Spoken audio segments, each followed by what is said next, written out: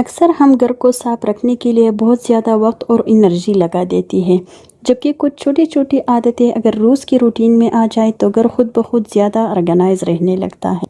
جس طرح گھر صرف ایک ہی روز میں گندا نہیں ہوتا ہے، اسی طرح سے ایک ہی دن میں گھر بالکل صاف بھی نہیں ہوتا ہے۔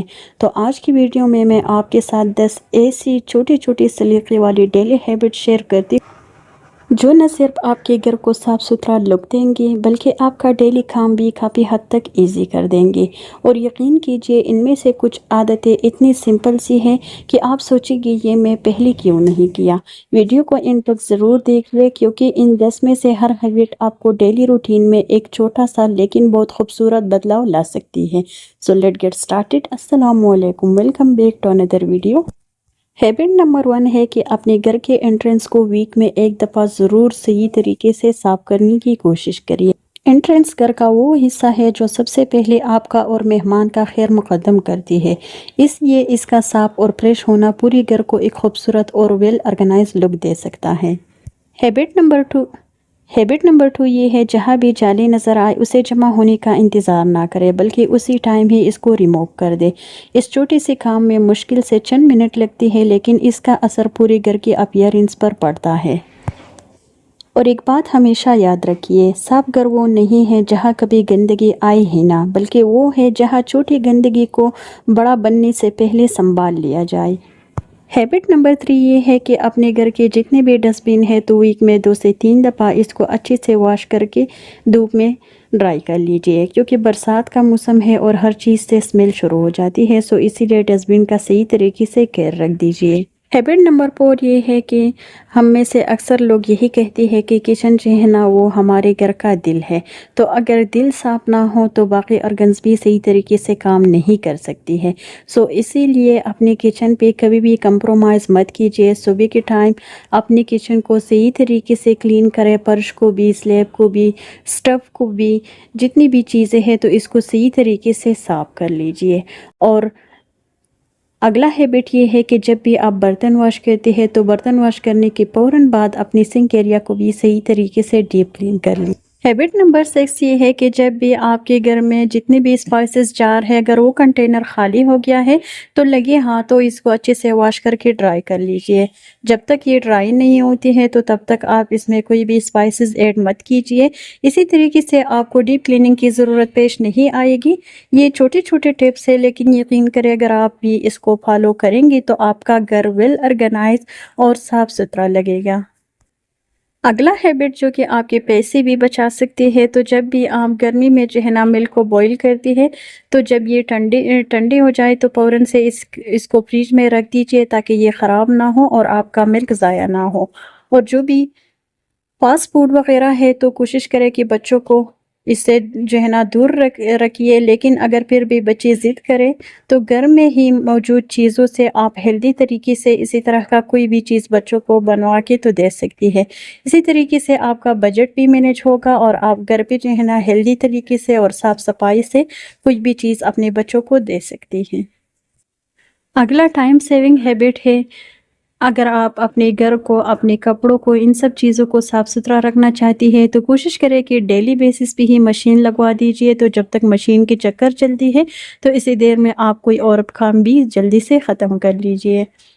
اور جب بھی ہم کپڑے واش کرتے ہیں تو کوئی نہ کوئی کپڑے وغیرہ جو ہے نا وہ تار پہ اسی طرح سے پھیلائی ہوئی ہیں اور یہ خشک بھی ہو جاتی ہے لیکن ہمیں آئیڈیا نہیں ہوتا ہے، باقی کاموں میں ہم اتنی مصروف ہوتی ہے کہ اس کو اگنور کر رہی ہے۔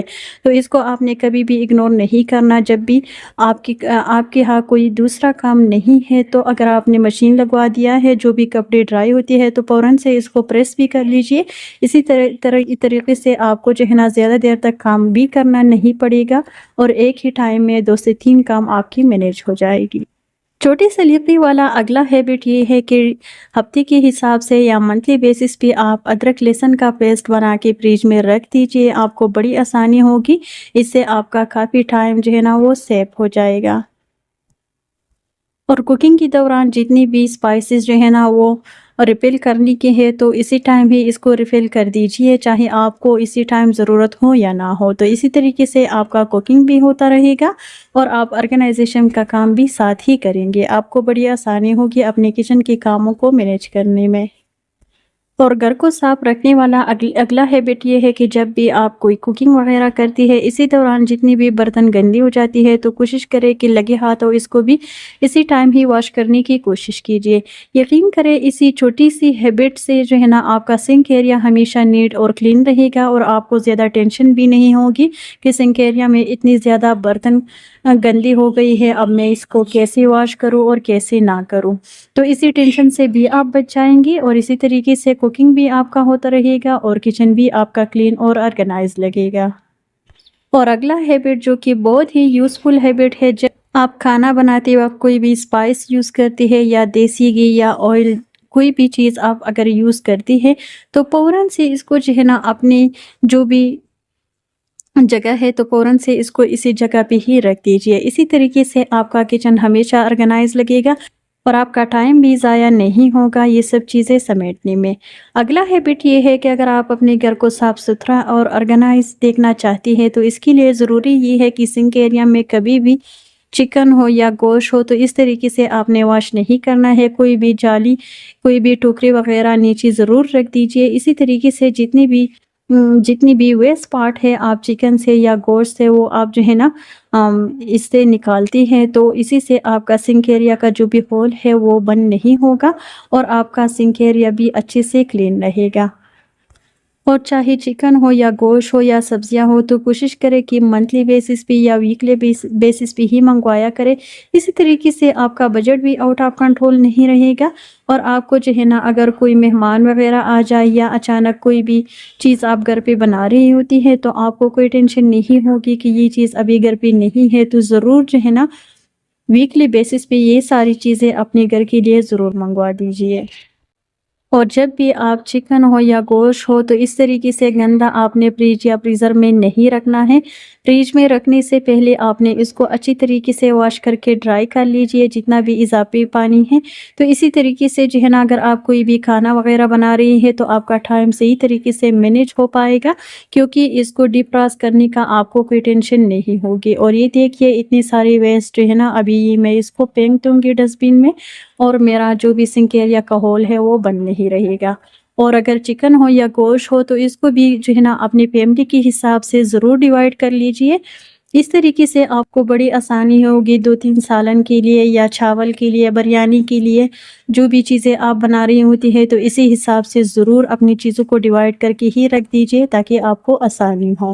اور اگر آپ بھی میری طرح چائے لور ہے تو اس کے لیے ایک ٹپ آپ کے ساتھ شیئر کرتی ہوں، جس کے لیے آپ کو زیادہ دیر تک کچن میں کھڑا بھی نہیں ہونا پڑے گا۔ اگر آپ باہر کوئی بھی کام وغیرہ کرتی ہے تو بالکل لو فلیم پہ جو ہے نا چائے، اس کے ساتھ پانی، ملک، گڑ یا چینی جو بھی آپ یوز کرتی ہے وہ سبھی چیزیں اکٹھا ڈال دیجئے اور بالکل لو فلیم پہ جو ہے نا چائے کو پکا لیجئے۔ تو جب تک آپ اپنا کوئی باہر کا کام وغیرہ کرتی ہے تو تب تک آپ کا چائے بھی ریڈی ہوگا، تو آپ کو کوئی ٹینشن نہیں ہوگا کہ زیادہ دیر تک میں کھڑی رہوں گی تاکہ میرا چائے جو ہے نا وہ بن جائے۔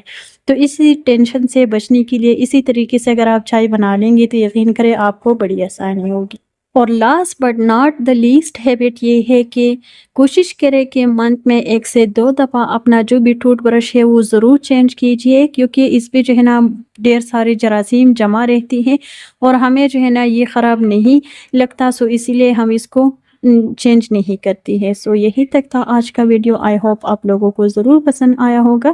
اگر ویڈیو اچھی لگی ہے تو پلیز اسے لائک کریں، اور جو بھی لوگ فرسٹ ٹائم میرے چینل پہ آ گئے ہیں تو چینل کو ضرور سبسکرائب کریں، اور مجھے دیجیے اجازت۔ اللہ حافظ، اللہ پامان۔